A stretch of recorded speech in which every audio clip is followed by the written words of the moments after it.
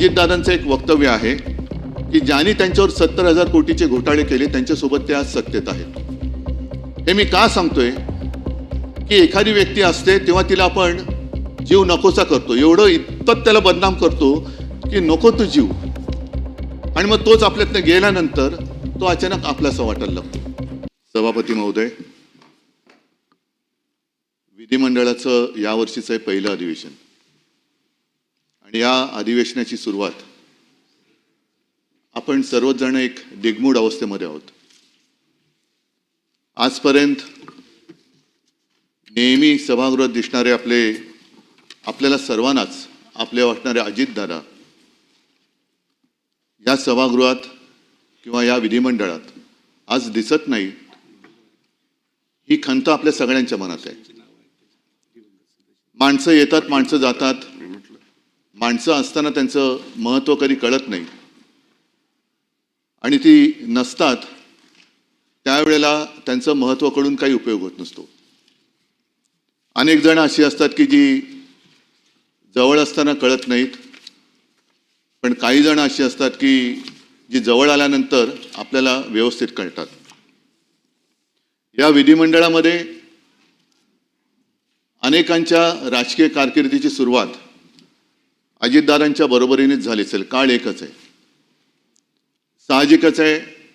विशेषतः माझ्या कारकिर्दीची सुरुवात ही अजितदादांच्या पक्षाच्या आणि त्यांच्या विचारधारणेच्या विरोधातली होती. आम्ही कधी एकत्र येऊ असं ध्यानीमनी सुद्धा वाटलं नव्हतं.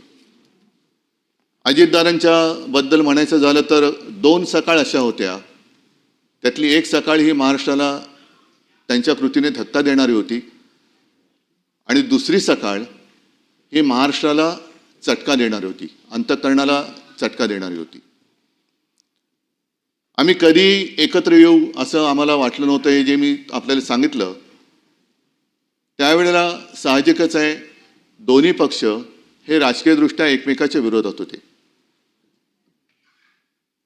एकत्र आलो, अनपेक्षितपणाने एकत्र आलो आणि एकत्र आल्यानंतर साहजिकच आहे की मनामध्ये एक नाही म्हटलं तरी अढी होती. त्याच्या आधीची सकाळ मी आपल्याला सांगितली आणि त्याच्यानंतर ही व्यक्ती माझ्यासोबत, एकतर मला प्रशासनाचा अनुभव नव्हता, अचानक ह्या सभागृहात किंवा या विधिमंडळात आलो, तो मुख्यमंत्री म्हणून आलो. कामकाज कसं चालवायचं त्याच्यात सहकारी सगळे विरोधातले होते ते आहेत. अजितदादांसारखा एक सहकारी ज्यांनी एक धक्का दिला होता आणि आपल्यासोबत उपमुख्यमंत्री म्हणून बसणार, हे थोडंसं त्यावेळेला नाही म्हटलं तरी अनपेक्षित होतं. पण जसजसं कामकाज सुरू झालं तेव्हा मला कळलं, आणि ती भावना आजही माझ्या मनात कायम आहे, ती नेहमी कायम राहील, की अजितदादांसारखा एक भरोसेमंद, उत्तम, दिलदार केवळ सहकारीच नव्हे तर मित्र मी गमावला. आता शासकीय किंवा प्रशासकीय कामकाजामध्ये एक खंबीर मला पाठिंबा होता, आधार होता. कोणतीही गोष्ट काही एखादी कळली नाही तर अजितदादांबरोबर मी बोलायचो आणि एवढा विषयाचा सखोल अभ्यास करणारा सहकारी किंवा लोकप्रतिनिधी अभावानेच आढळेल आज सुद्धा. त्यांचं वैशिष्ट्य म्हणजे ते 6 वेळा उपमुख्यमंत्री होते हे तर आहेच, पण विशेष म्हणजे एका मोठ्या वृक्षाच्या सावलीतून बाहेर पडून स्वतःची ओळख निर्माण करणं हे फार अवघड असतं. काही जणांना आयुष्यभर वृक्षाच्या सावलीत राहावं लागतं, वृक्षाच्या सावलीचा आधार घ्यावा लागतो, पण काही जण असे असतात की त्या वृक्षाच्या सावलीतून बाहेर पडून स्वतःची एक ओळख निर्माण करतात. त्यातले एक अजितदादा होते. मी 2-3 वेळा मुख्यमंत्री असताना बारामतीत जाण्याचा योग आला, काही ना काही कार्यक्रम होते. शेवटी जेव्हा गेलो होतो तेव्हा अजितदादा माझ्यासोबत मुंबईपासून त्या पूर्ण कार्यक्रम होत होते आणि तो काळ असा होता की माझ्या तब्येतीची तक्रार होत होती, म्हणजे मला उभं राहणं सुद्धा शक्य होत नव्हतं. तेव्हा अजितदादा मुद्दामून माझ्यासोबत आले होते आणि संपूर्ण रस्त्याने फिरताना मोठ्या उत्साहात बारामतीचा केलेला कायापालट ते मला दाखवत होते. इकडे पहिलं काय होतं, आता मी काय केलं, आणि हे सगळं बघणं हे अचंबित करणारं होतं. कारण बारामतीत त्याआधी मला तसं जाणं काही झालेलं नव्हतं. ते सगळे रस्ते असतील, मोठ्या संस्था असतील, मग विद्यालय असतील, अनेक अनेक गोष्टी अजितदादा मला उत्साहाने दाखवत होते की CM साहेब हे एक त्यांचं वैशिष्ट्य, प्रोटोकॉल पाळणं. CM साहेब हे अमुक अमुक इकडे होतं, हे आम्ही असं केलं. आणि तीच बारामती ज्या वेळेला ही दुर्घटना घडली आणि मध्यरात्रीच्या सुमारास मी तिकडे सहकुटुंब गेलो, तेव्हा ती बारामती पोरकी झालेली मला वाटली. निशब्द तर होतीच, मध्यरात्र तर झालेली होतीच, पण त्यावेळेला अशी आनंदाने एक भरलेली बारामती पूर्णपणे पोरकी झालेली मला जाणवली. हे माणसाचं वैशिष्ट्य असतं. अर्थ खातं तर त्यांनी सांभाळलंच, पण जेव्हा लॉकडाऊनमध्ये मंत्रालय बंद होतं आणि जवळपास अर्थचक्र थांबते की काय अशी परिस्थिती होती, त्याही वेळेला या माणसाने कसा काय तो समतोल साधला, कोणती योजना बंद पडू न देता महाराष्ट्राचं अर्थचक्र सुरू ठेवलं. हे फार एक त्याला एक कसब लागतं, कौशल्य लागतं, जे अजितदादांकडे होतं. कर्जमुक्ती तर आम्ही आधी केलीच होती. ती कर्जमुक्ती पार पाडणं गरजेचं होतं. पैशाचे स्रोत सगळे थांबलेले होते, पण तरी देखील कर्जमुक्ती करून दाखवली. शिवभोजन ही गोरगरिबांसाठी जी योजना आम्ही सुरू केली होती, ती 10 रुपयाची थाळी ही 5 रुपयात करणं हे गरजेचं होतं. पैशाची आवक काही नव्हती, पण तरी सुद्धा अजितदादांनी ते करून दाखवलं. अशा अनेक गोष्टी मला सांगता येतील. त्याही काळामध्ये मंत्रालय बंद होतं, पण महाराष्ट्र बंद नव्हता. महाराष्ट्र हा चालू होता. त्याचे सगळे कारभार, उद्योग आणि विकास कामं सुद्धा, अगदी शिवसेना प्रमुखांच्या नावाने जो आपण समृद्धी महामार्ग केला आहे, तो सुद्धा त्यांनी थांबू दिला नव्हता. अटल सेतूचं काम त्यांनी थांबू दिलं नव्हतं. ते सुद्धा लॉकडाऊनच्या काळात सुरू ठेवणं हे फार मोठं जिकरीचं होतं. हे कसं काय त्यांनी केलं हे सुद्धा एक कसब आहे. आज आपण त्यांची आठवण काढतो. ही आठवण नेहमी आपल्याला येत राहील. पण मगाशी मी माझ्या या भावनात्मक बोलण्याच्या सुरुवातीला जे म्हटलं की माणसं असताना त्यांचं महत्त्व कळत नाही, माणसं गेल्यानंतर कळून उपयोग नसतो. अलीकडच्याच काळामध्ये अजितदादांचं एक वक्तव्य आहे की ज्यांनी त्यांच्यावर 70,000 कोटीचे घोटाळे केले त्यांच्यासोबत ते आज सत्तेत आहेत. हे मी का सांगतोय की एखादी व्यक्ती असते तेव्हा तिला आपण जीव नकोसा करतो, एवढं इतपत त्याला बदनाम करतो की नको तो जीव, आणि मग तोच आपल्यातनं गेल्यानंतर तो अचानक आपलासा वाटायला लागतो.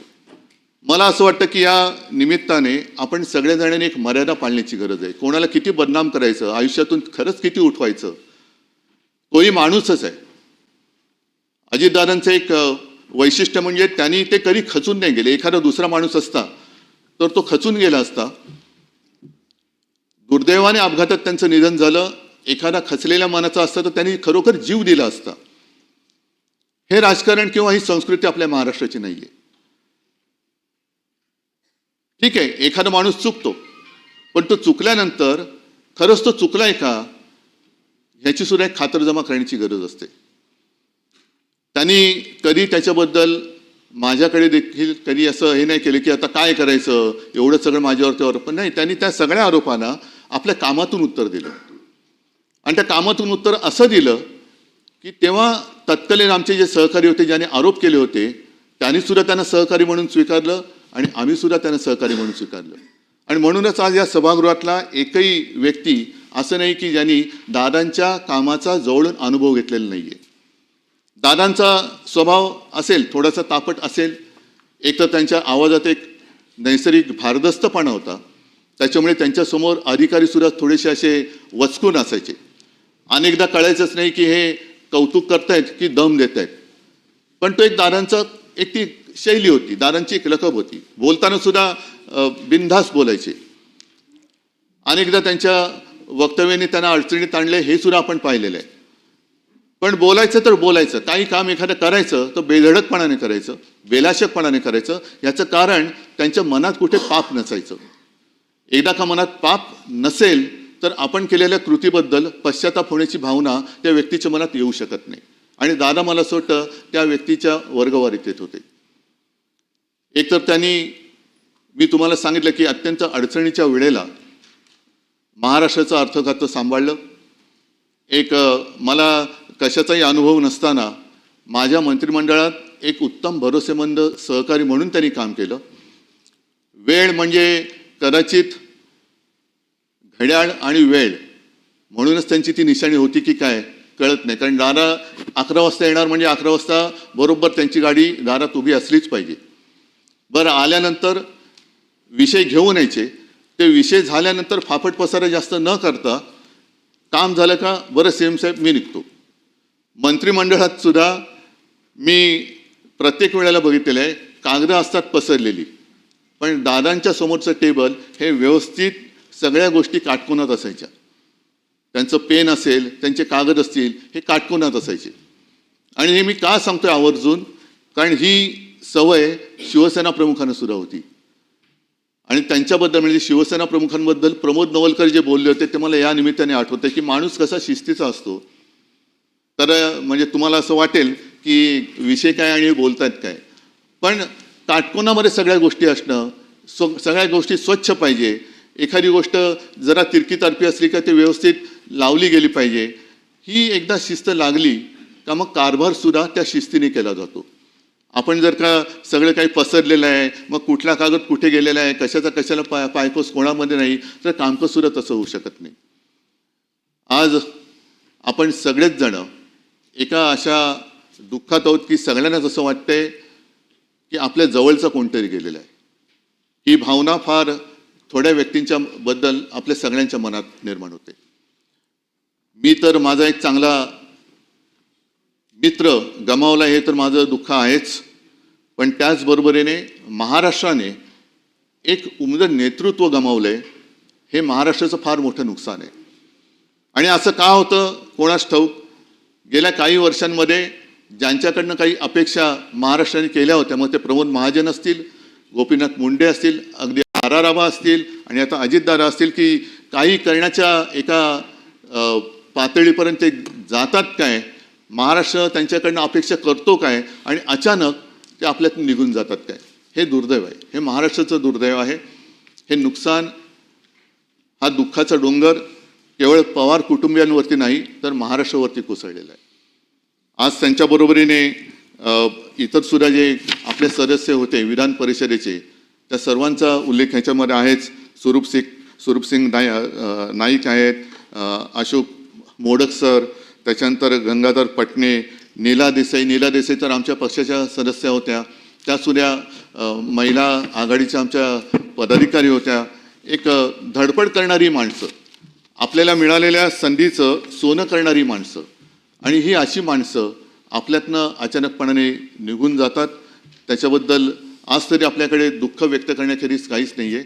पण या निमित्ताने मी पुन्हा एकदा आपल्याला सगळ्यांना विनंती करेन की जेव्हा माणसं असतात तेव्हा त्यांच्याशी आपण त्यांचं महत्त्व कळून घेऊन त्यांच्या गुणाचा वापर जर का राज्यासाठी केला गेला तर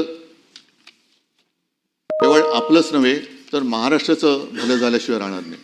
असो, आज मला तरी असं कधी वाटलं नव्हतं की अजितदादांबद्दल असा प्रस्ताव येईल आणि त्याच्यावरती आपल्याला बोलावं लागेल हे मनात कधीच आलेलं नव्हतं. अचानकपणाने ही वेळ आपल्यावरती ओढवलेली आहे. मी अत्यंत भारावलेल्या आणि जड अंतःकरणाने अजितदादांना श्रद्धांजली हा शब्द मला वापरावा लागतोय, ह्याचं खूप मनामध्ये दुःख आहे. कारण अशी माणसं ही पुन्हा पुन्हा होत नाहीत. असे मित्र, असे सहकारी हे पुन्हा पुन्हा मिळत नाही. मी या सर्वांना माझ्यातर्फे, माझ्या कुटुंबियांतर्फे आणि माझ्या पक्षातर्फे भावपूर्ण श्रद्धांजली वाहतो. आणि पुढचं वाक्य खरंच बोलणं फार अवघड आहे, पण त्यांच्या आत्म्यास शांती लाभो हीच माझी प्रार्थना.